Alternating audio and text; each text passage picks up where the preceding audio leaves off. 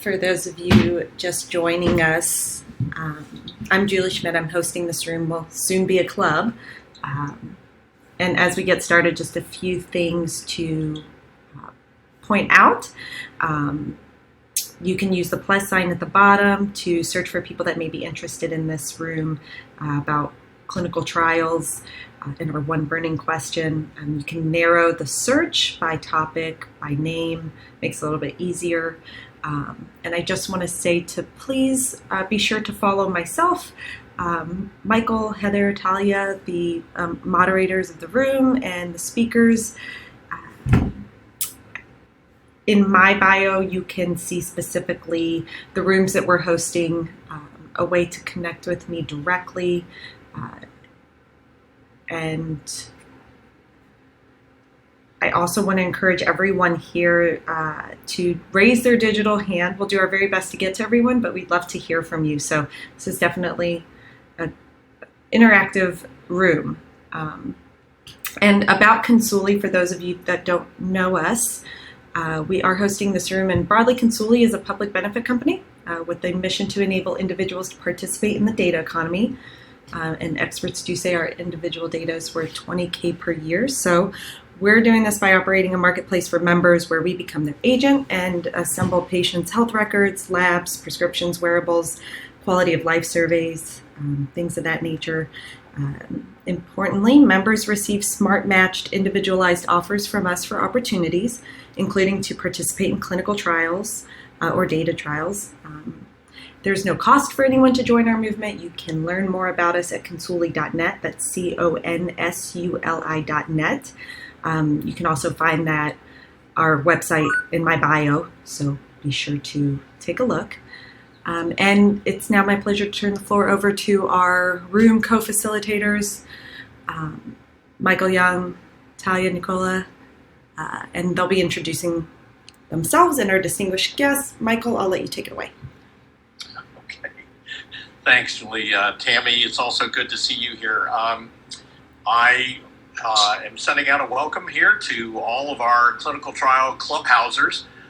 This is our third session, of what's turning out to be a great club for clinical trialists, pharma industry execs, and patients interested in discussing some burning questions in clinical trials. Might note to you that we are rapidly moving to becoming a formalized club. So we really appreciate you joining here. We will be polling you a little bit later about not only next week's one burning question, but we'll be also polling to see if this time is working out well for everybody. We'd be open to making changes as the group is starting to grow.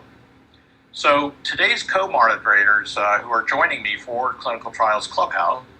Michael, I think we lost you for a minute. Yeah. Okay. Yeah, I was going to say, I'm not hearing him either. Yeah, I thought it was me. Okay.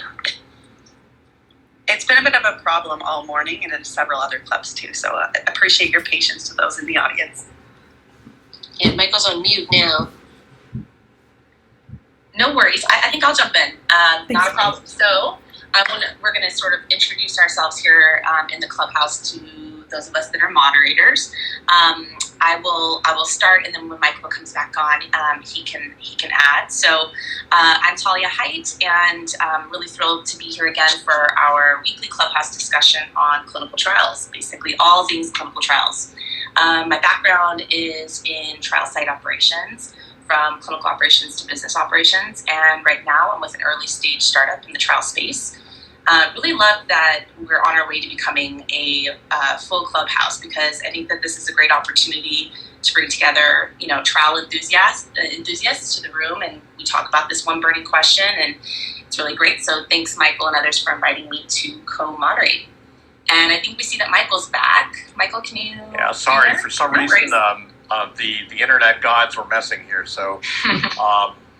Hopefully you heard a little bit of what, and thank you, Talia, for filling in there.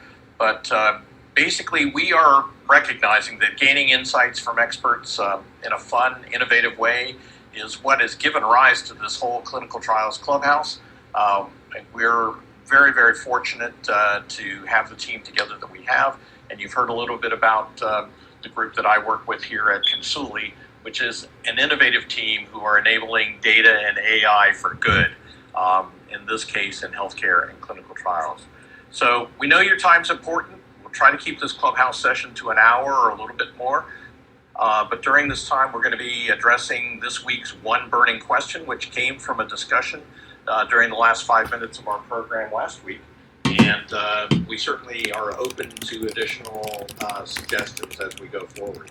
So, Talia, I'm going to bring you back in, and please, let's get started with our amazing panelists this week. Yeah, that sounds great. So we're going to open up the discussion to our one burning question here in a minute. But before we do that, I think let's go ahead and take a second to say hello to some of the folks we brought with us to the stage already this morning, some of these panelists. So I think what we'll do is just ask our guests here, our panelists, to just give a quick intro, 30 seconds or a minute to themselves. Then we will restate our one burning question and start to talk about it. So maybe first, can we ask Szmyd? Would you mind just doing a quick intro? Yeah, sure. Absolutely. Can you hear me okay? Yeah, okay. Yeah. First of all, thanks for inviting me. This is great. Very innovative. I'm looking forward to it. So, Szmyd Tandon, I work at Novartis. Been at Novartis almost 18 years, so really a long time, but my career, I've worked on both sides. I've actually been on the services side too, worked at some CROs and consulting as well. But my current remit right now is leading a alliance and sourcing function for U.S. medical affairs. I've spent a lot of my career in patient engagements. In fact, over the past 10 years, probably I've had my hands in many work streams with patient engagement and also innovative site selection, patient recruitment tactics across the board. So I'm looking forward to the conversation. This is a hot topic, certainly, and I'm looking forward to exchanging some really great ideas and wisdom with all of you. Awesome. Thanks, Samir. Really happy to have you here. Let's turn it over to Tammy Burke. Tammy, would you introduce yourself? Absolutely. Thank you. Thank you very much, Michael, for inviting me to this. I'm very excited to learn more and to get insights from others. My background is I'm an oncology nurse, worked at Brigham and Women's for many, many years before I went into industry. When I went in, I first came in as sales, so I was working selling drugs, which I found very interesting. But from there, went on to a clinical nurse educator for different pharmaceutical companies. And my most recent position was leading a team for patient recruitment and retention, global feasibility, innovation, advocacy, where I found that I absolutely love that, working in the rare disease world, which is has its challenges of its own, but it's most exciting. So just very interesting to hear some other people's views on some of these topics coming up and this one today. So thank you so much for having me. Great. Really glad you're here, Tammy. Thank you. And let's hear from Edie Edens. Would you introduce yourself? Thanks, Talia. And just to echo the other speakers, it's such a pleasure to be here. Definitely still new to Clubhouse, really excited. Last week was such a great and stimulating conversation. I can't wait to do it again. So I am a licensed attorney who was firmly making myself known in the international human rights law world when my career took quite a right turn into clinical research compliance. And I spent a decade at a major academic medical center in all things regulatory, from the IRB operations, conflicts of interest, research integrity and misconduct, quality and auditing at that enterprise-wide level, and then also being embedded in oncology as the research compliance officer over a comprehensive cancer center, and really getting to see it from the site side before I decided in 2017 to take my show on the road with First Class Solutions, which is a firm that's been deeply embedded in healthcare and revenue cycle management on the clinical side for many years, but was interested in building a research compliance and clinical trials line, right? And really leveraging some of those connections and bringing in some new talent and building a new service offering. So that's what I oversee. It's been a heck of a time this last year doing it, right? As I'm sure you can all echo in this space. And I really look forward to talking about some of these specific topics today, right? As they came out of last week's conversation. So again, having my here, really excited to talk to the group. Great to have you here, Edie. All right, so we've heard our our guest panelists introduce themselves, and let's get into our one burning question for the day. So our question, we established this last week, is how can patients exchange opinions and observations about clinical trials with others in the trial? And is there a role for industry to facilitate? And to sort of just give some context here, we hear that patients express the need and desire to do this. This was a main thread that came out of our Clubhouse discussion last Friday. But what are the pros and cons? What are the challenges here? Are there data or regulatory concerns? Are they real? And let's get into that. So we're going to start first with our panelists, and then we'll open it up to everybody here in the room. And again, please just raise your hand if you want to be called onto the stage. And then when we get to that section, Julie, our host, can start to bring you up. So let's get started. Can we ask Edie maybe to kick off our first response, just to get us going here? What are your thoughts, Edie? Yeah, so this is always, regulatory is always the first reason we say no, right? Like, the IRB is never going to approve that.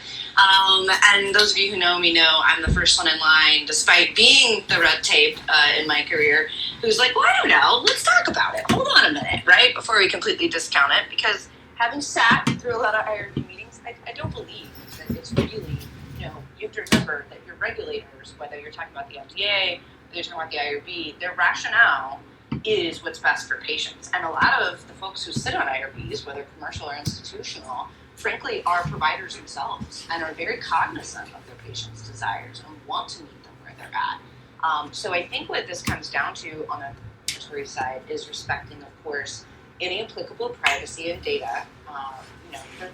We usually think of those as primarily based on HIPAA in our regulated U.S. environment, but there can definitely be GDPR and other regulations. They don't strictly prohibit this, okay? There's no one saying, no, you absolutely can't do this. What they do is they leave that right in the hands of the patient because it's their data that would be shared. And even though often providers are truly, by law, the owner of the patient data, it's very frowned upon ethically that you would share that data with another patient in the trial without, of course, getting the informed consent, permission, and privilege of the patient whose data you're sharing. So what this really comes down to is structuring the approach. If you're going to have the sponsor or the PI or the research team leading the connection or the support group, right, being the facilitator between patients, they're going to need to approach patients in a very non-coercive, very, informed consent, and I'm not meaning 40 pages of documentation, I mean in terms of having an open and honest conversation before sharing data or adding that patient to a support group, if they're going to be the facilitators. Now, if the patients themselves, as we heard about last week, would really like to connect via their own forums that they create, although I definitely can see that being much harder on the patients, right, and much more onus. But it is, again, it's their privilege to say, I will share that I am in trial X and I will talk to other patients. Whether they say that on a Facebook forum, whether they say that to another patient, or whether they say it to the provider. So the regulatory construct here doesn't deny us this opportunity. It's far more thinking of it in a meaningfully planned way that's non-coercive, and if a patient does say, no, I don't want to be identified, and I do not want to speak with other patients on the trial, that we respect that, of course. But I do think that this is robust in terms of right for discussion and compliance. I wouldn't rule it out over that, and I would mention, as I'm sure others are going to, and then I'll hush up here, that this is actually taking place. There are several therapeutic areas where industry and or research teams have formed meaningful support groups, in addition to what we heard last week about patients finding patients and creating their own. And it's happened with the approval of regulatory bodies. So I think maybe that's a lesser known fact if you're not in those specific therapeutic areas, and might be even more encouraging from the regulatory stance that this is being approved. It's being done well. So I'll leave it at that. I'd love to hear what the others have to say. That's amazing. Thank you, Edie, for that. Samir, what's your thought? Yeah, no, I agree with Edie quite a bit of a lot of things you said. I mean, I represent the big pharma perspective, so everything is just a little bit more rigid and a little bit more compliant, and we've certainly encouraged this conversation. I mean, look, it seems like pharma's been late to the game in terms of hearing from patients. It's a real shame, that we're finally, I think, having these conversations. We're encouraging not only dialogue between patients, but also we want to hear from patients about their experience, and we've now formalized quite a bit, at least in my own company and in industry as a whole, about sharing data, sharing patient data through plain language summaries, getting feedback from patients. And I know that's coming from patient to sponsor, and it's very skewed, it's very biased because we're interested in what the experience is. But should patients be allowed to talk to other patients? Absolutely. I think it just needs to be controlled and compliant, and I think some of the risks that we've heard, and I'm sure many of you on the line here have heard, are things that often get exchanged, and we've been part of that, kind of that social listening to say, look, patients are talking about their trial experience, sometimes AEs are being mentioned, and that's the risk that we have to be really concerned about. So I think in some sort of controlled, kind of sponsored, moderated space, it's absolutely fantastic. My own experience, just to share, I mean, we've really, I would say, a huge uptick in terms of bringing patients together more recently, pre-trial launches and even post-trial as well, but more so in the pre-trial stage to say, look, we know your patients in certain indications. We'd like to get your feedback as we've developed this protocol. Give us some of your experience. What's worked well for you? What are some things that we should be worried about? We're doing that more formalized. Now, obviously, that's not during a clinical trial. It's essentially before a clinical trial, but that's becoming much more routine, and it's a very powerful message, bringing patients together, seeing people with severe indications, and how they react to some of the assessments that we're talking about, everything from, well, you need to go 50 miles to your trial site to you need to figure out how to use an app on your phone. Those are very powerful messages that we get from patients, and patients exchange a lot of very useful information on what's worked for them, what hasn't worked for them. So I'm in line with this is absolutely a topic we should encourage. I just think from my own perspective, we just need to be very, very compliant and very somewhat controlled, in this space. So that's my perspective. Love to hear others. Thanks so much, Szmyd. I appreciate that. Can you expand a little bit? I know we're going to hear from Tammy here in just a moment, but could you just expand for a moment about those pre-trial examples how that helps with recruitment? Yeah, for sure. I mean, I think so. We're finally, like I said, I think we're late to the game in this concept of let's bring patients together, and let's walk them through. Here's an assessment schedule for you. This is what you're going to have to do. How burdensome is this? And this is again to the point of how can we reduce patient burden to really increase participation. We know retaining patients is a challenge, and not only recruiting patients, but actually keeping the patients on the studies themselves. So, we've actually brought patients in, spent a whole day together with them in a room, with moderated, because we have patient groups that actually manage that patient relationship as well with their caregivers for some of these folks as well, and kind of talk through, talk about the drug and say, look, this is a drug, Novartis is in phase 3, we're interested in participation we're writing a protocol right now. We'd love for you to give us some insights. So we kind of go through the assessment schedule, get some insights. We've even, in fact, brought in some of the technology as well. So we've had studies where we've had wearables. We've had studies where patients actually have to go and do some sort of an e-pro or some sort of a quality of life survey. Does this make sense for them? Can patients with these indications actually go into a tablet and actually enter some of that data? So we kind of go through it. We even had a study where we had patients having to wear an ECG vest, and it was very powerful because you could see that they struggled with it. And we actually, because of that patient advisory meeting that we actually removed it from the protocol because it was just too cumbersome and too burdensome to use it. So that's a kind of powerful message we get to help us plan better. Oh, that's fantastic. Thanks for sharing that, Szmyd. I'm sure people will have more to add or ask you about. Tammy, would love to get your perspective on this. Great, thank you. And, I echo quite a bit of what Szmyd just. A lot of the initiatives that he's started are things that I've started with my group, and he's a little bit bigger biotech, we're a pharma, we're a little bit smaller. So this patient advisory committee is something that I was putting together and just trying to get the patients in sooner. Really, these are sort of, they came in, we had them come in on a consultant type basis where we showed them the synopsis before we got to protocol, and it did much of the same as you alluded to, Szmyd. What works? What doesn't work? The whole thing is decreasing patient burdensome. And with the clinical trials that I was working on, the patient burden was enormous. It was huge. So trying to really decrease that was key. And as we approach this new clinical trial reform, if you will, with everything, all patient centricity, that falls into that. And things like this can only help. As far as the patients knowing each other, talking to each other, being a nurse, that's my background. I'm the advocate for patients at all times. Now, if I want to look at it from the sponsor lens, I first immediately think of data integrity. No one wants compromised, dirty data, especially a sponsor when they're trying to get everything pulled together for their clinical trial. So what about with the patients when they're studies? What happens then? Will patients drop off if they find out they're not getting drugged? It's sort of a double yes.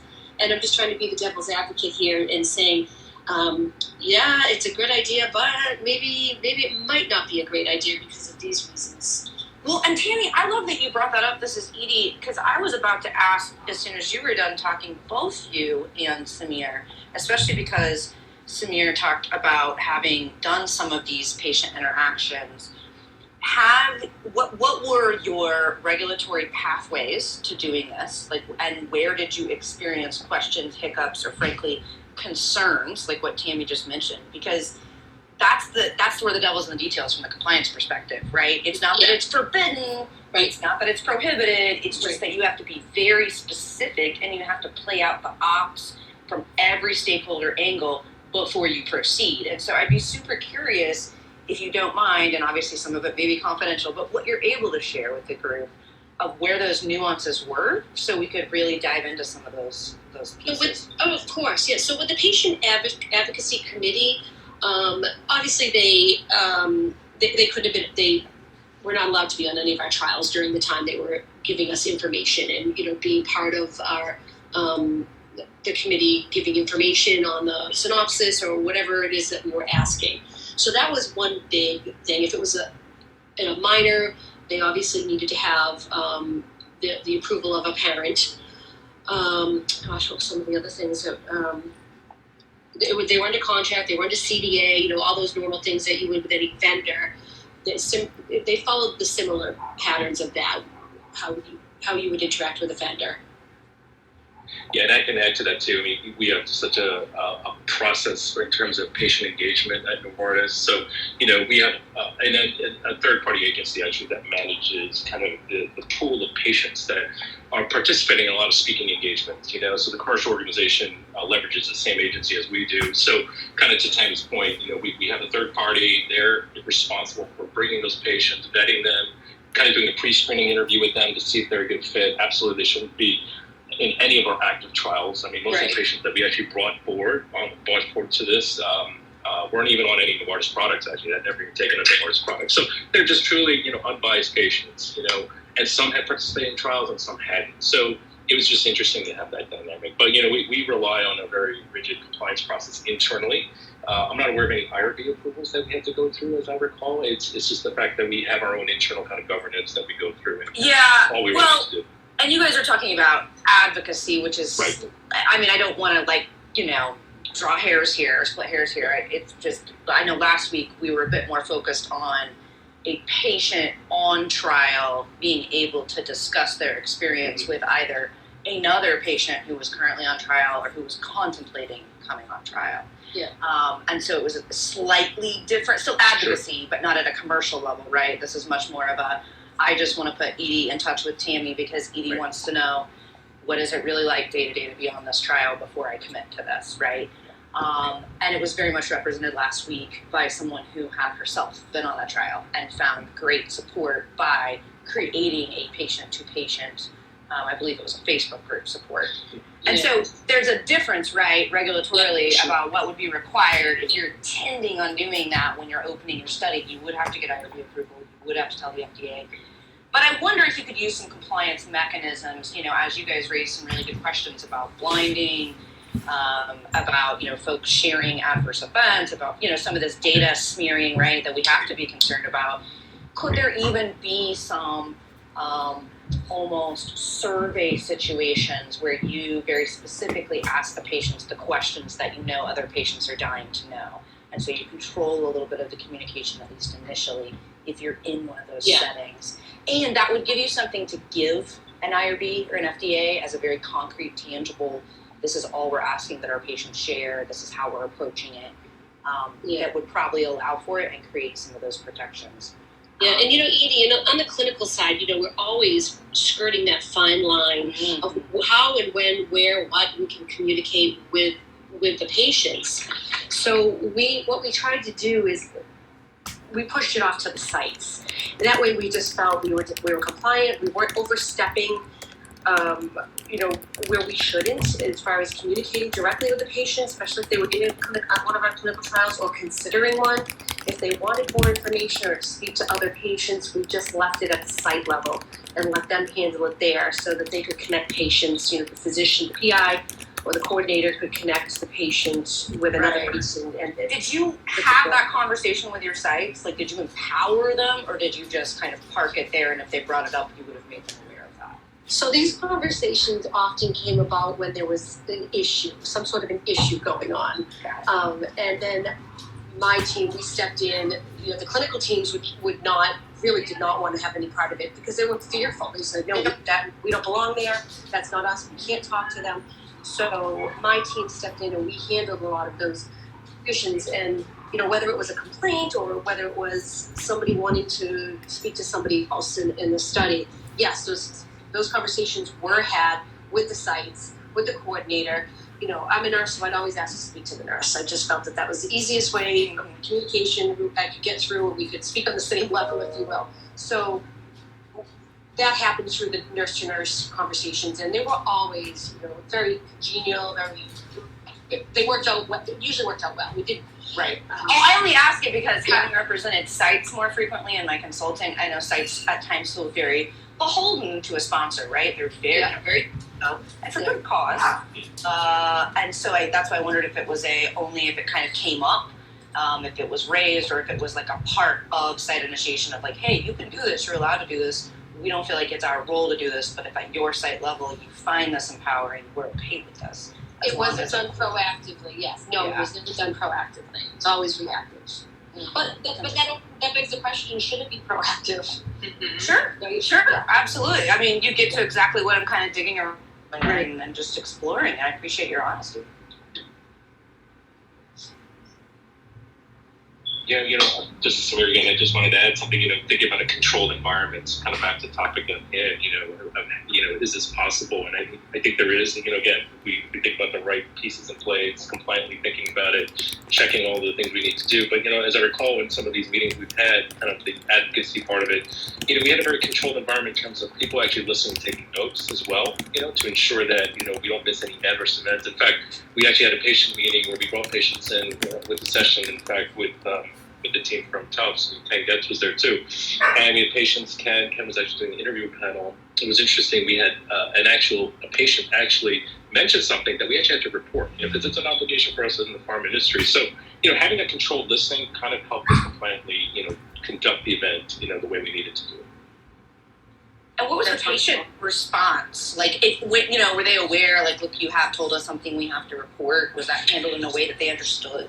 They did understand. In fact, there was a conversation separately post-meeting, and we had to go through our channels, all the AE reporting channels we had to go through within 24 hours. So, yeah, it was handled really, really well, But, again, we had kind of this third-party observer following along, and I'm just thinking this could be very applicable in this kind of session. If it's a controlled time where we bring patients together, it was very similar to what we were doing. We had an hour with patients, and, we do this nowadays virtually, whatever, it could certainly be done.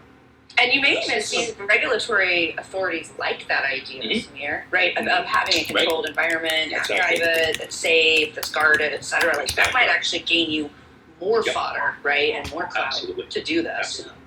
Szmyd, it's Michael, and I thought, your point here about what you do pre-trials initiation is really, really critical.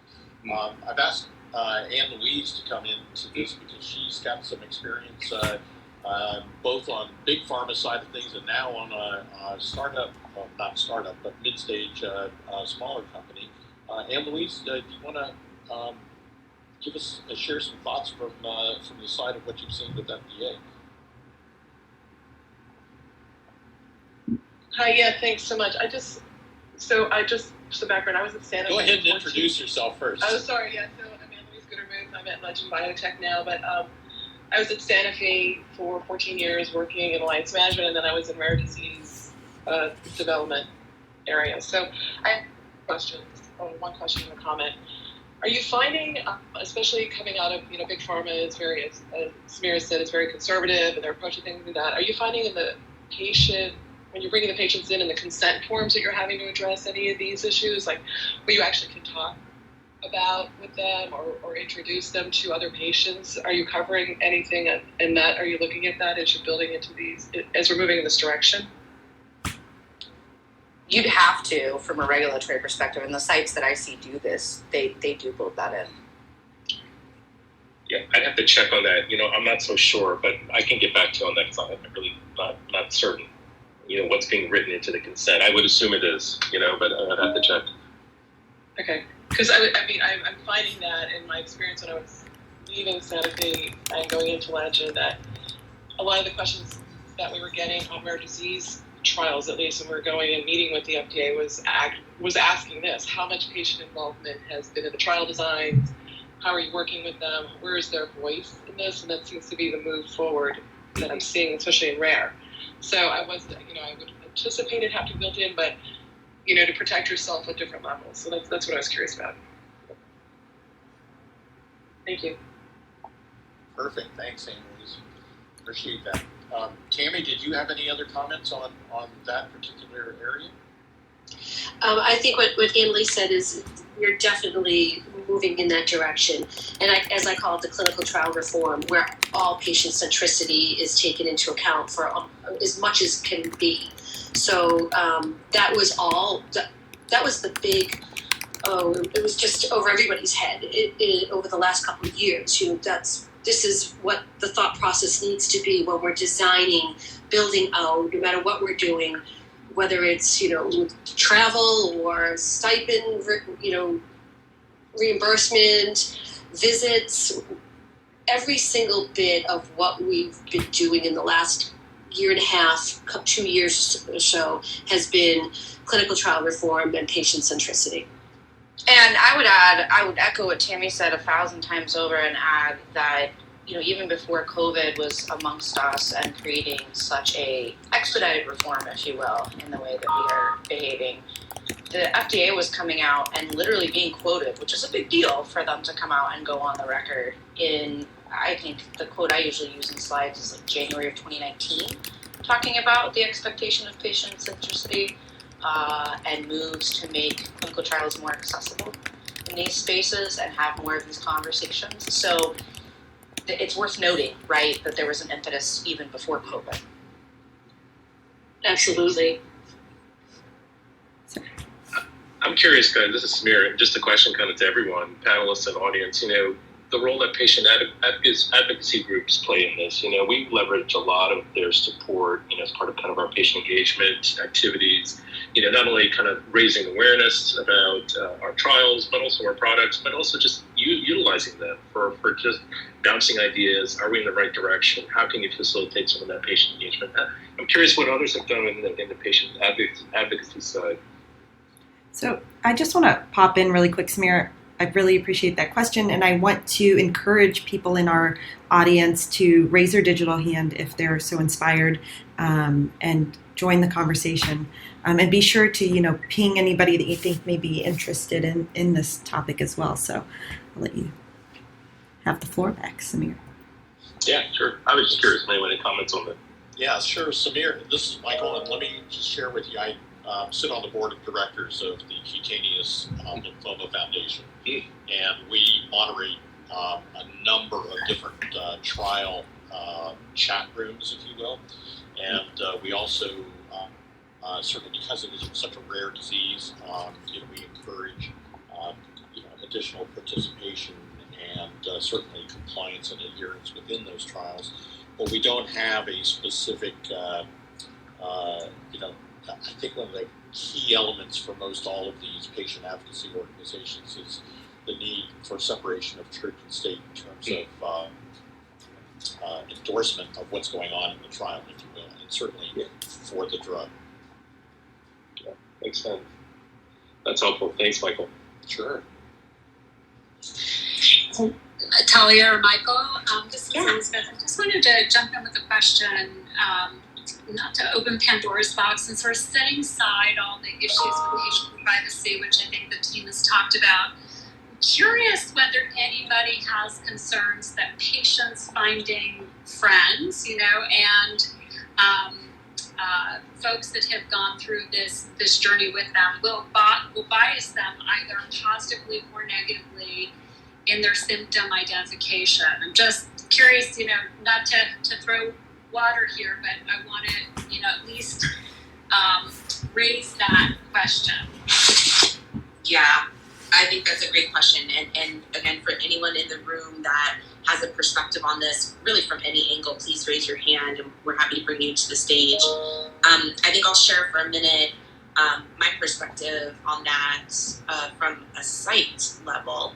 I know in my past for trials that my previous sites have run, we have had to be very careful about, or we have been asked, I guess I should say, to be very careful that the patients are maybe not influencing each other, especially in an early phase environment when you're enrolling in cohorts of patients at a time and they're sort of together and they can talk and interact. There's a real concern about that.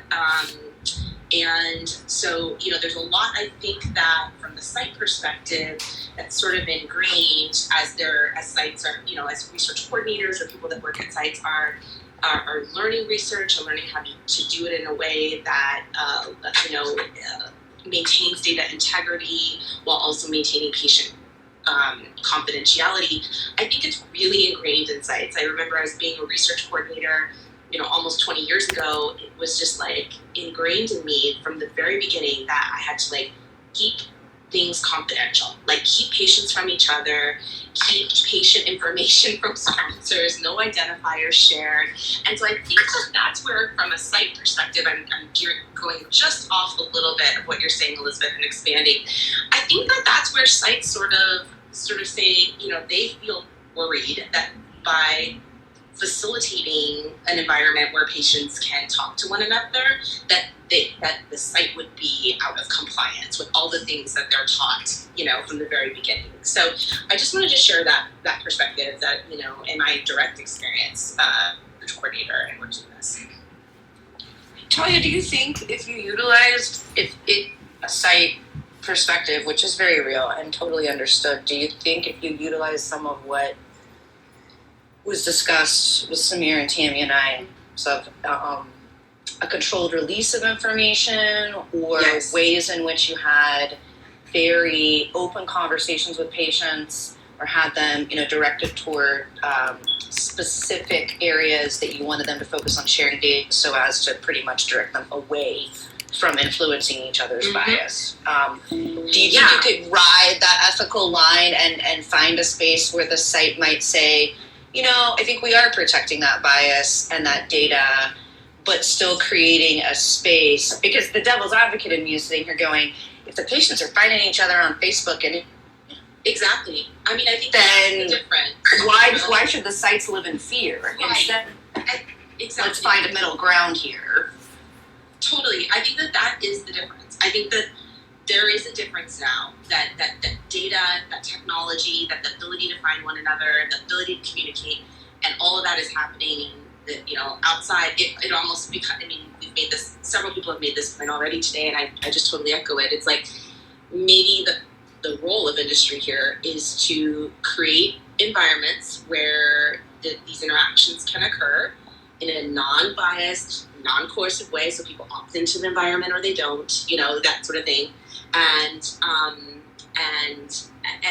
then I think, like, I sort of view it, I think, Edie, you said this, like, how can we sort of control the conversation to an extent so that we're eliminating that potential for bias and sharing of, information like, adverse events or whatever.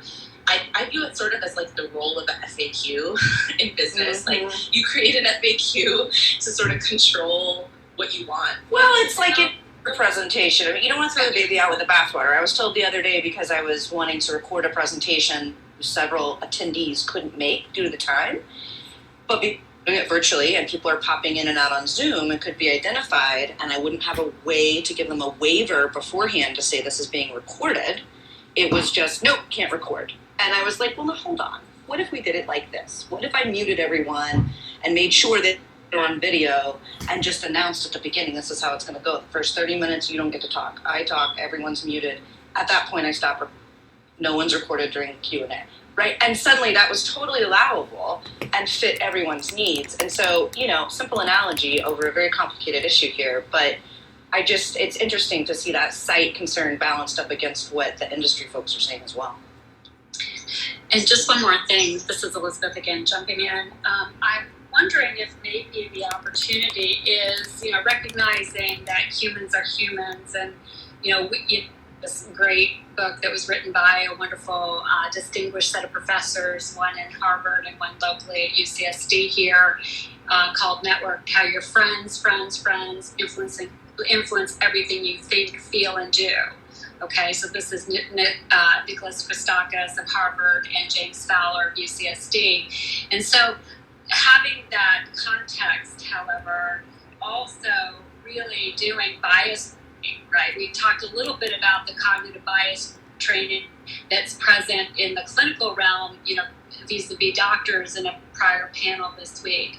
I'm just wondering whether, to find that middle ground, and Edie, I love what you said, there has to be a pathway, and these people finding each other, and by the way, they're finding each other, and I think we heard, patients are in slightly different trials with different, actual therapies and protocols, and so, it's not necessarily a one-to-one in those instances where they might find themselves in a Facebook group or what have you.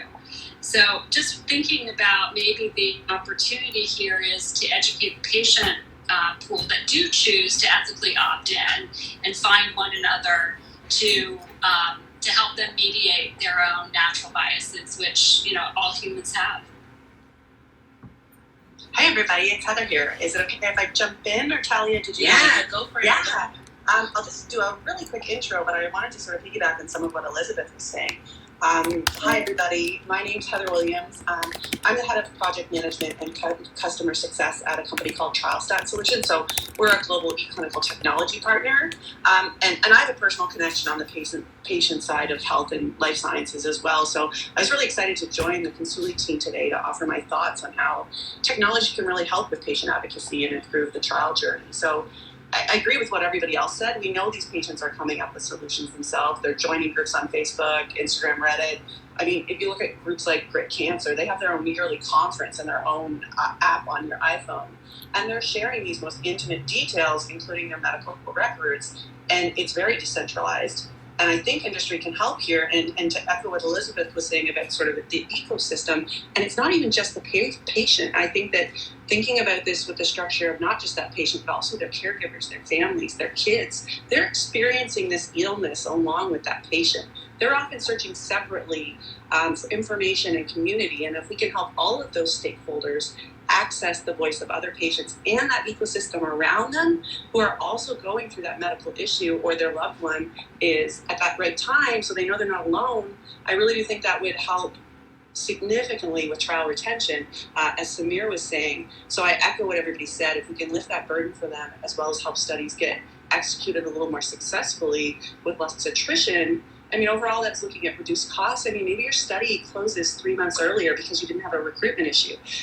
What does that mean for those patients who can actually get that drug down the line? It's coming to them faster and sooner, and if we can bring those folks together and help in that area, it's really exciting. So I liked what, I think it was Szmyd might have mentioned it about, I'm not sure who, but the idea of collecting that patient journey data, not as clinical data, but rather experiential data along the way, is really interesting. And it's certainly something I'll take back to my team as a new area for us to explore as part of our patient diary portal roadmap. So this has been really interesting, and I will mute myself now and continue listening to this great discussion.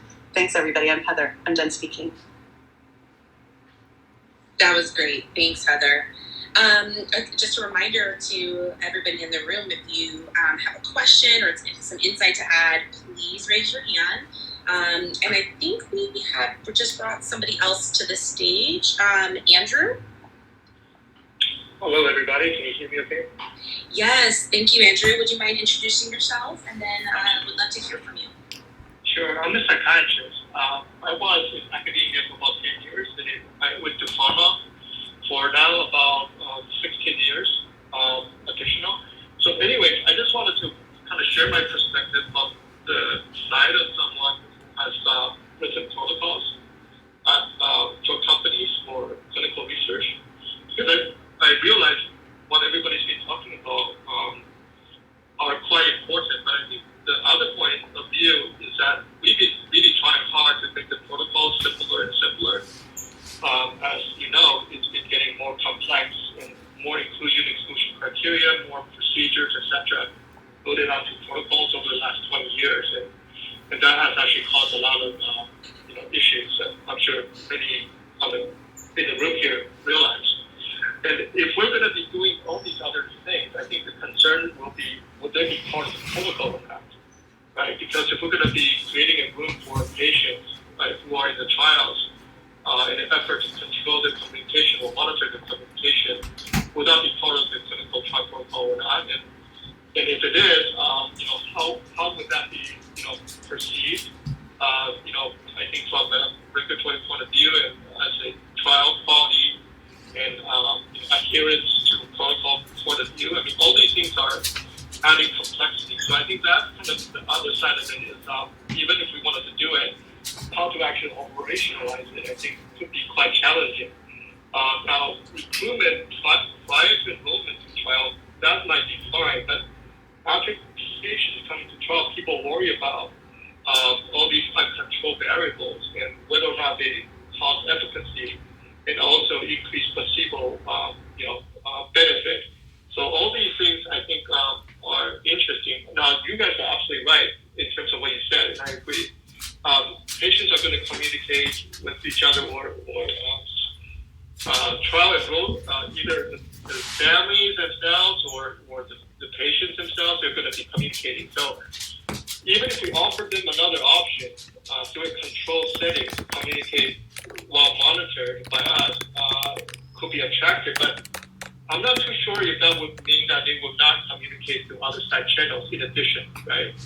So I think all these things, makes it complicated, and maybe one path towards this is that we could try to pilot this in academic trials first to see if they are operationalizable in a research setting, in an academic setting.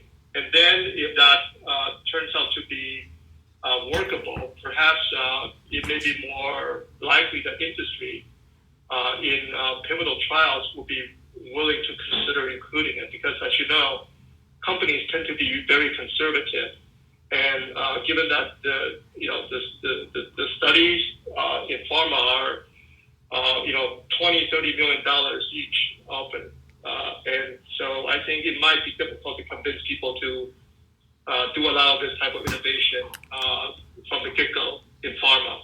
So maybe academic trials would be a better starting place. So, anyways, that's kind of my view on this at this point, and I look forward to hearing from others what they think of these obstacles.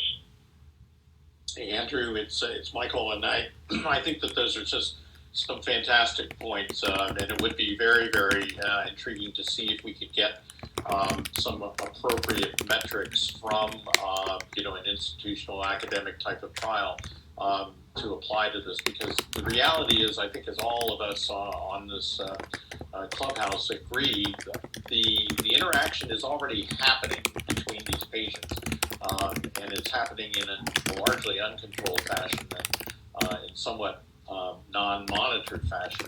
And of course, then when you look at the guidelines provided by ICH, for instance, and the responsibility, or if you will, the ultimate, stakeholder in all of this being the sponsor, and how that affects CROs, if you will, in the mix, this just becomes, a really critical point.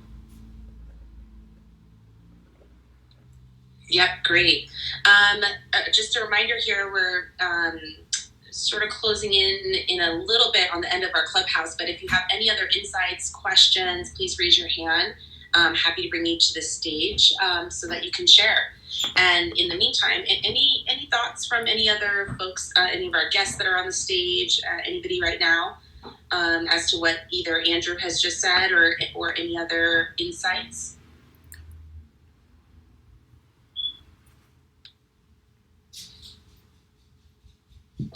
Okay. I think that was a super interesting idea, Andrew, and as Michael said, one that we should certainly think about, whether doing this in sort of an academic setting is one that would allow sort of, in I don't want to say a less risky environment, but I'll sort of say it from a financial perspective, to get started in that and see how we can facilitate some environment for patients to interact in sort of a different framework. So that was really, really great. I mean, the benefit of bringing it to the academic environment, this is Edie, excuse me, is that, of course, you might be able to operationalize it long-term more efficiently, and that you have a group that steps in and assists different therapeutic areas within your academic environment in implementing these advocacy or patient connection situations, so that you have a consistent application and you have help implementing it.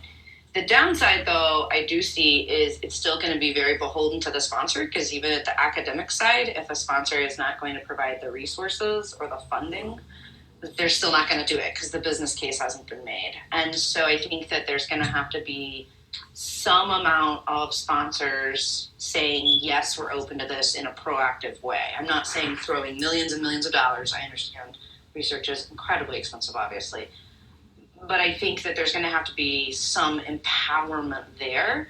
I also see the sites out there that are pivoting the fastest in this current environment to take advantage of different hybrid modalities and regulatory flexibilities to address doing research in our current environment tend to actually be really small, and they tend to be freestanding non-academic sites because they are in a more nimble position to address patient recruitment and control these conversations than a really large entity. They don't have the financial security of academia, right? And they would struggle with the operationalization that you're talking about in terms of adding extra burden. But if they had a sponsor that was willing and was able to empower them, I definitely know sites who would take this on, right? And would love to see and be the spearheading this change. So it's a really interesting point you make. I think we can get around the regulatory burden of not putting them in the protocols, and I think you can make this a flexible point. But it comes down to the ops. 100%, completely understood on you. Thanks for that, Edie, Tammy. I just want to ask another question. And on the flip side of that, so sponsors will adopt that we're going to let these patients connect with each other, and then they're on social media. So what happens then, and how do we fix the problem then when they're reporting, SAEs, or they're reporting that, I don't think I'm getting drug, or I might be getting drug, and that's now skewing, or Sure. It's causing others to, So that's a real concern, and I'm not making light of that at all. I think for me, the presumption is if you were going to move ahead with this, you would have to be doing it in the controlled methodology ways that like Samir alluded to and Talia and I were discussing. I think if sponsors, the lawyer in me would argue, right, I'm going to say this with a smile on my face, the lawyer in me would argue that if sponsors are going to say the reason they don't want to empower this is that the risk is all the patients will talk to each other and bias each other, my immediate response as a lawyer in research compliance is, really, are you trolling social media to make sure it's not happening now? Probably not. So you can't entirely use that argument as the reason that you wouldn't empower a controlled conversation. Because the risk for the patients talking to each other and biasing each other and finding each other on other channels that are uncontrolled, regardless of whether or not industry empowers us or not, is still present, right? Yeah, you can't possibly go through each and every site that's Exactly. And I'm not suggesting sponsors should say they will, right, at all. That's a huge onus. But I'm saying you can't use that as your only but for will expose risk, because that risk is on the table and you're not being expected to fully mitigate it now. So it's not as if by empowering in a controlled environment these exchanges of detailed, specific information only suddenly changes in any way the risk profile of the fact that patients will connect with one another on social media. They're going to do it anyhow. They'll do it anyhow.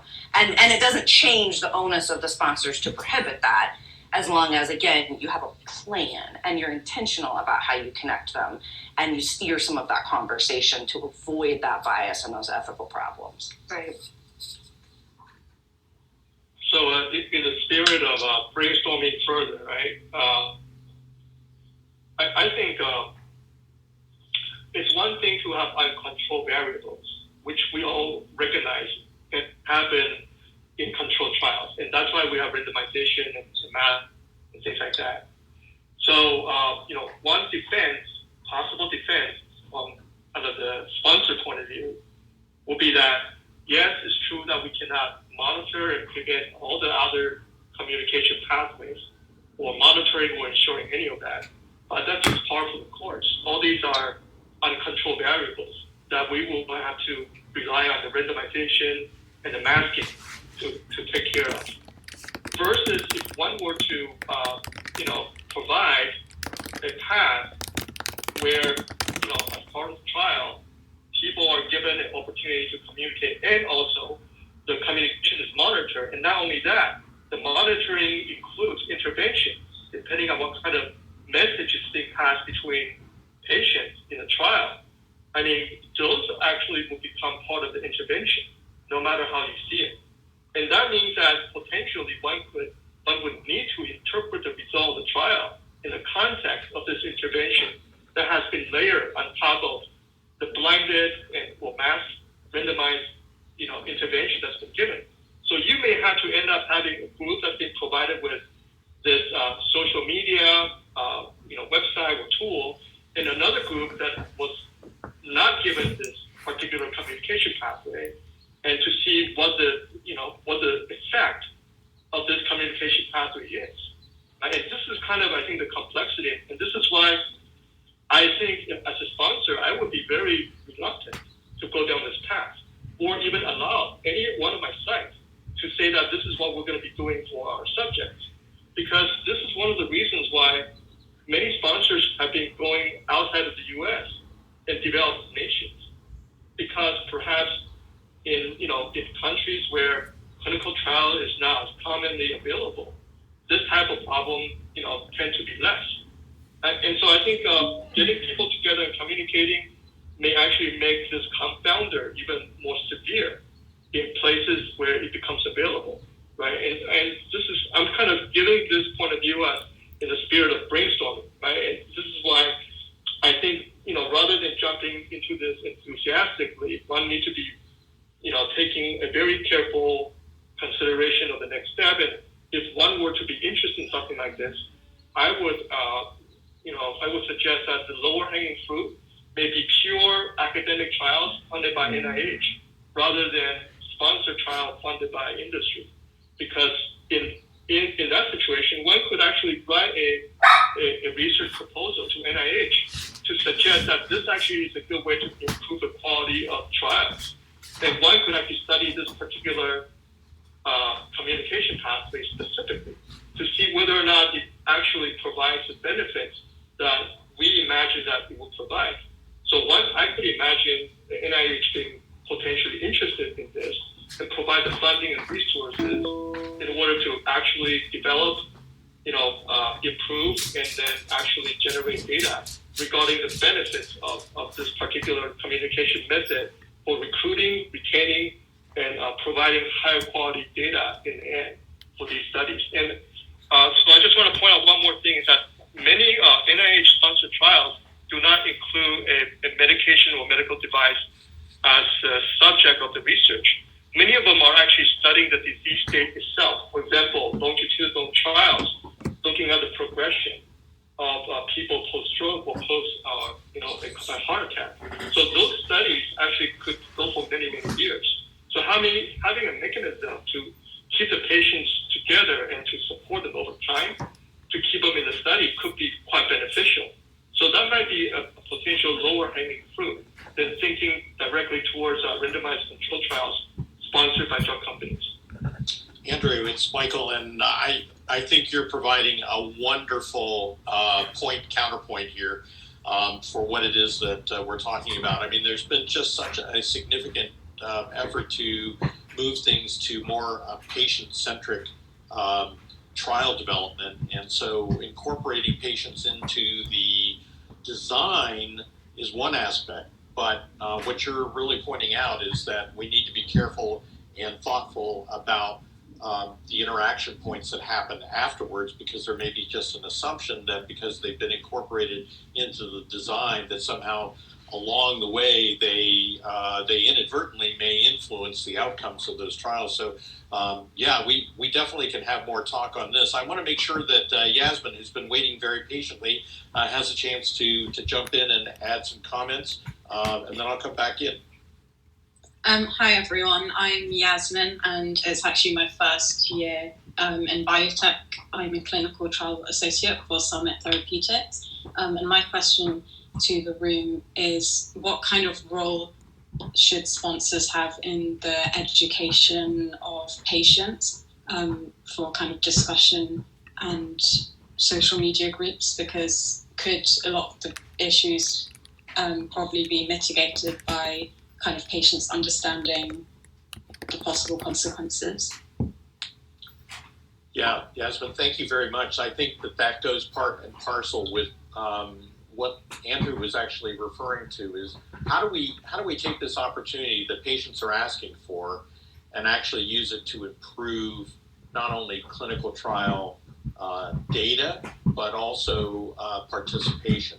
And, I'm going to ask Elizabeth to come back in here on something, because we have found that many motivations around hesitance and resistance to joining clinical trials have to do with the level of transparency that's involved. And we're all recognizing that in certain categories of clinical trials, and even oncology trials where there's, a division, a definitive patient motivation to participate, we're still only getting, somewhere between 1% and 4% participation. So, Elizabeth, maybe you might be willing to share some recent learnings that we've gotten. Michael, thanks. I'll jump in very briefly, just recognizing the time and then yield it back. But I think broadly, obviously we know that the world has been educated and had a crash course in awareness of clinical trials, whether they wanted to or not. And the silver lining is this is a great opportunity to now take that learning and try and get more people to be participatory. If we think about, there's a huge need. We know there's, currently, according to clinicaltrials.gov, at least as of a week or so ago, there's, well over 350,000 trials and growing. And now we have these new data trials worldwide. We're discovering that the real willingness, meaning people that are willing, that are our members, to opt in to be considered for trials is in the double digits, which is quite interesting, right? And we'll talk more about this in a future session, but I think it comes down to ease of participation, getting matched to a trial that you're likely to at least have a chance of being in, as opposed to being in a situation where you get referred and very frequently a lot of folks get failed out for reasons that should be knowable ahead of time. So, lots to discuss, and perhaps this comes on to another one burning question. Just thinking about today's discussion, really interesting. Appreciate all the contribution. I know I'm learning, and I think we're all learning. So thanks for that. Michael, back to you. Thanks. Appreciate that, Elizabeth.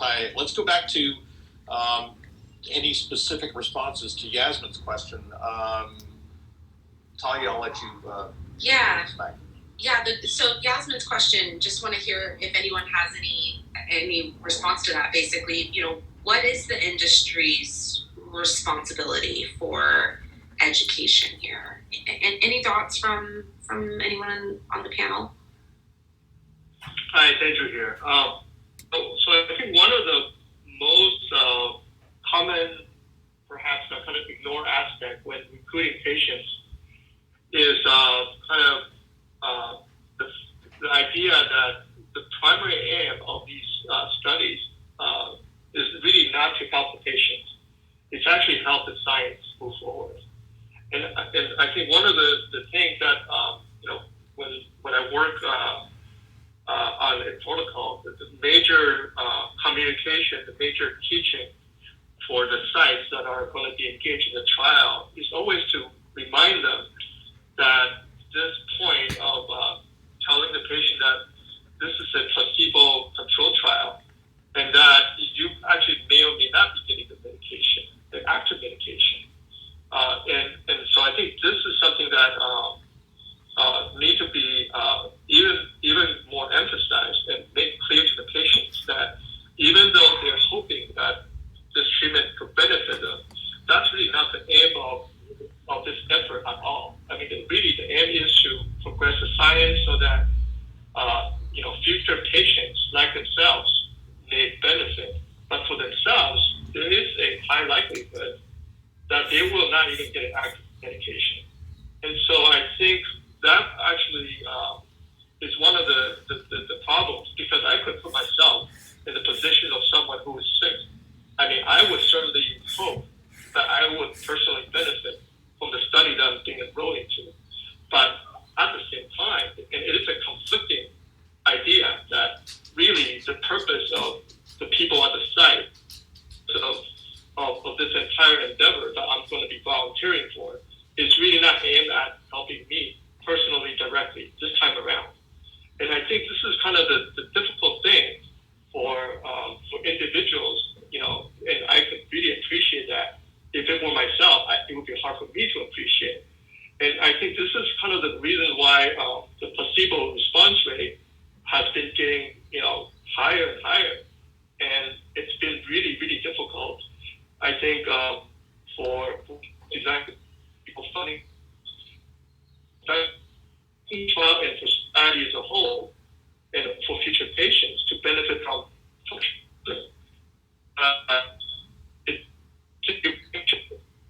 that we do not want to necessarily,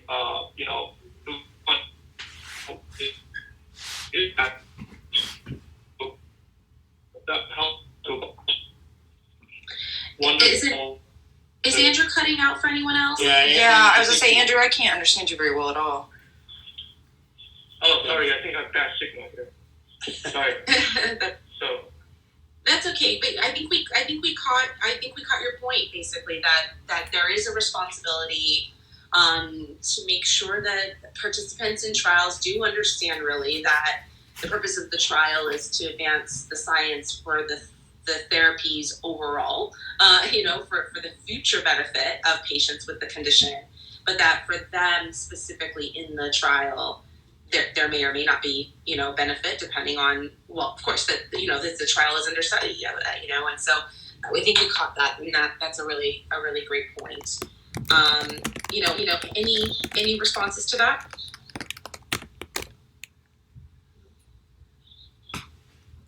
Yeah, I can chime in and just to introduce myself. I'm Sure. Based out of Montreal. I'm a pharmacology grad, and I'm working with a SaaS company in Toronto called Zymewire. We mainly work with CROs, CMOs clinical software companies, and especially the clinical software companies as of lately with COVID, their main aim right now is to sort of boost patient retention in these trials, because obviously there's a lot of people, especially the ones who are actually sick, that have fears that entering this clinical trial might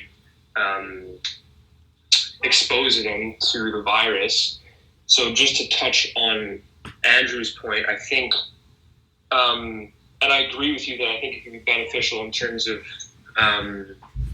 letting people know that they may actually, in fact, get a placebo. But my sort of, I don't want to say objection, but my counterpoint would be that I personally, if I was unaware of this coming into potentially being a patient in a trial, and someone tells me that, hey, like, you might actually just be getting a sugar pill here, just so you know, as a disclaimer, I don't think, while I do believe that people are generally good, I don't think that gives as much incentive to that person to stay on for the remainder of the trial if this entire time they may not actually be receiving any drugs. Does that make sense? Right. This is Tammy. Isn't all that explained? I mean, I know that we went at great lengths to make sure that that was explained with the ICF. So is that right? I think that education is done at that time, and it's left at the devices of the sites, right? At how well they are at those teachings and those educational moments. You're just hoping that the sites are doing their due diligence and letting them know and educating them, and all of that is written in the ICF, which I don't ever anticipate anyone in a trial to understand the ICF, right? Because it's really not made for them to understand, which is sad. But it is in there, and I know that our sites, for instance, went over all of that and explained all of that. But can we do better? Probably. Sure. I'm sure we could. I don't know if anyone else has any other input on that. I agree, Tabby. I didn't mean to insinuate that it was sort of left out, but I do definitely think that the average person might not come in and read the entire ICF and know what everything means. So yeah, I completely agree. Yeah, fair enough. And can we get better at that? Without a doubt. Maybe the software company that you're working on might be able to create something to do that. Hope so. Yeah, these were really, this is such an important discussion, and I'm really glad that we've been able to really talk about the role of industry in facilitating and supporting these discussions we know that are already happening in sort of this Wild West environment, and thinking about, what it is that we can do to just, think about how we can help support this to the extent that it makes sense to control this a bit and things like that. So this has been a really great conversation. Let's. I know we could keep going on this, but just because we've people in the East Coast have probably finished their lunch, and people on the West Coast have probably finished their second cup of coffee. Let's go ahead and move to poll the room for next week's one burning question. The idea behind this clubhouse is that we're really getting input directly from the people here about what they want to talk about. So if anything, anything resonated with you from today's discussion, if there was sort of a thread you want to pull and propose for next week, if there was something we didn't discuss at all that you think is interesting, remember this is a clubhouse for clinical trials, all things clinical trials. So opening it up right now, throw it out there if you don't mind. Any interesting topics for next week? And please raise your hand if you're not on the stage but have a suggestion. We can pull you up. You can also direct message us as well. But anything from anybody on the group or on the stage now? Hey, it's Heather here. I loved what Andrew brought up with regard to the idea of could this be something that industry takes on and brings out as some sort of trial? So I'm not sure that's a good topic, but Andrew, I just wanted to say I like the idea of how could we maybe looking at this as its own study, which is really, really interesting. And then just to leave off, I just wanted to welcome Jason up to the room as a speaker if you had any questions and input too. And Heather, I'm done speaking. Hi, everyone. This is Jason. I just came in the last few minutes, and I look forward to coming back for the next week's discussion. My topic of interest might be a little too granular because I'm working in neonates and trying to develop the strategy for clinical trial. But maybe to broaden the question, it's how do we approach designing a clinical trial and engaging patients or families when that trial might not be designed to demonstrate efficacy. So thinking like a phase 1B, and where they might be getting a single dose of a treatment that they would otherwise need to get, 2 weeks. And just some of the ethical considerations, the ways to communicate that so that we can recruit for a trial and design a trial. So again, might be too granular, but I'll be following along next week regardless. So Jason, it's Michael, and that's awesome. That's an awesome question because it is exactly these granular problems we're trying to wrestle to the ground. And I think, the category that you're talking about is very, very real. And that is often the trials are not really about, does this cure or doesn't it cure? It's really more about a lot of the toolbox issues that have to go along. And you're also operating in a category, certainly with neonates and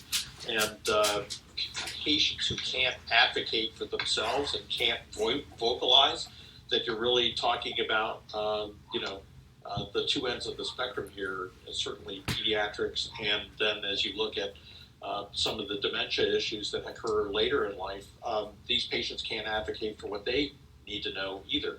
So I think that's a great question. Yep, great question. Any other suggestions? Andrew? Yeah, to amplify what Jason just said, in terms of kind of general public understanding of clinical trials and scientific medical research in particular, I think perhaps we could, as a group, brainstorm how to increase the awareness and understanding of the process itself. Because unfortunately, drug companies have been dragged through the mud in terms of gouging people and overcharging for the treatment they provide, to the point that they're no longer credible when they try to convince people what they're doing is for the good of the people who are ill. So perhaps we should brainstorm on perhaps an independent effort that could help people appreciate what these phase 1A, 1B, etc. mean, and when they volunteer for a clinical trial, what does it mean for themselves and for future patients like themselves? I think that might be something worthwhile thinking about. And with that, perhaps it will be easier to recruit patients for studies such as the one being discussed by Jason. Yep, absolutely. Thanks, Andrew. Any other suggestions? Again, if you're not on the stage, please raise your hand if you have a suggestion for next week's discussion or a future discussion. Happy to bring you up and hear that, or you can message us. Yasmin, something? Yeah, I'd quite be interested in discussing the concept of gamification in clinical trial recruitment and the role of friendly competition between sites. Oh, love that. Yeah, interesting. Could you expand on that just for a second? Like the competition between sites, is that what you're referring to? Sort of like a recruitment.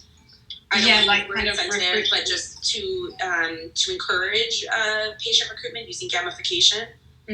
Yeah. So just ways to initiatives to kind of boost recruitment through friendly competition between sites and the concept of gamification and ways to kind of implement that. I love that, Yasmin. We've just started layering a little bit of that on ourselves, where when the site goes in and they're looking at their recruitment, it'll have a little smiley face if they're meeting targets, or a little little grumpy man if they're, and it's fun and they like it. And I love that idea too, in terms of sort of the process of implementing these things, because it actually does seem to get a little bit of there's sort of a fun game there that goes along with it. So that's really neat too. I'm Heather, I'm done speaking. Amazing. Thanks for that suggestion. Any other suggestions? Awesome. Well, this has been a really great discussion today. Loved everything. Michael, any closing remarks for us?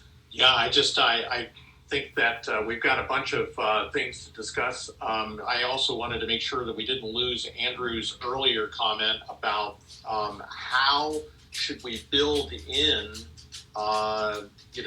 inter-trial communication between trial subjects into the actual protocol.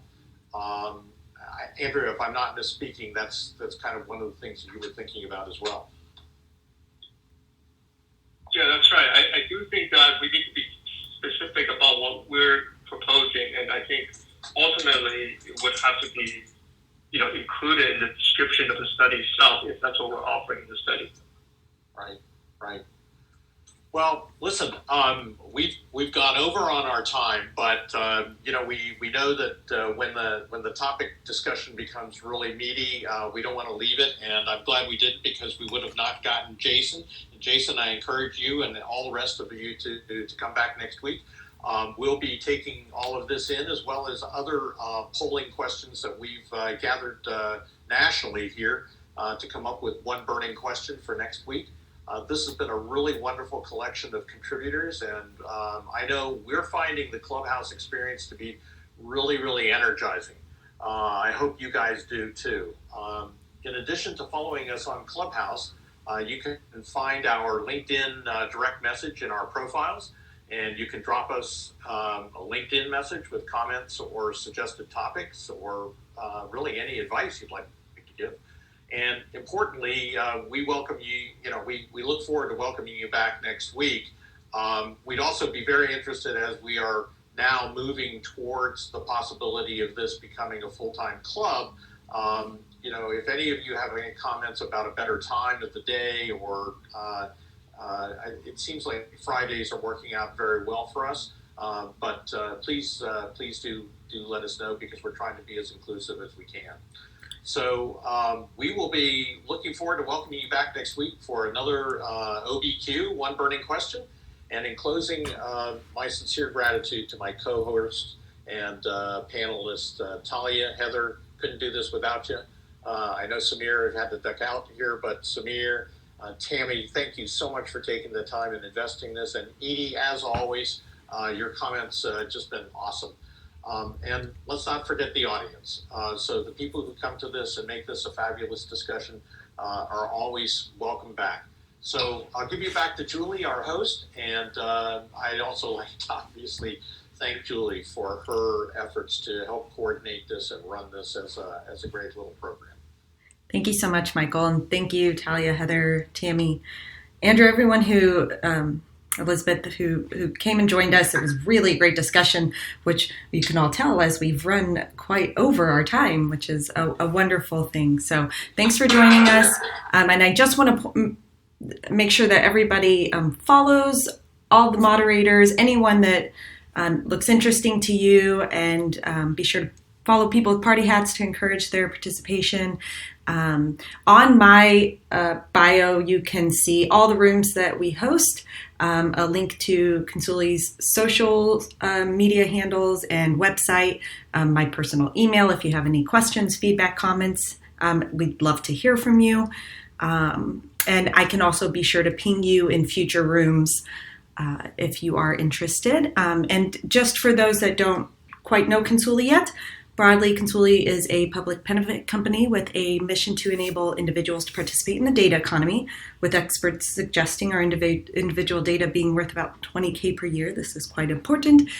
We do this by operating a marketplace for members where we become their agent and assemble their data, health records, labs, prescriptions, wearables, things of that nature. And importantly, members receive smart-matched individualized offers from us for opportunities, including to participate in clinical trials. And if members want to be a part of the data dignity movement and get a data agent or participate in clinical trials, you can sign up to be matched to a study at consuli.net. That's CONSULI.net. There's no cost for anyone to join our movement, so I certainly encourage you to check us out. And again, my email and our website and everything is in my bio, so definitely follow me, check it out. Thanks so much for joining us, everybody. It's been wonderful. We'll hopefully see you next week. Bye, everyone. See you soon, everybody. Have a great weekend. Thanks, everyone. Bye.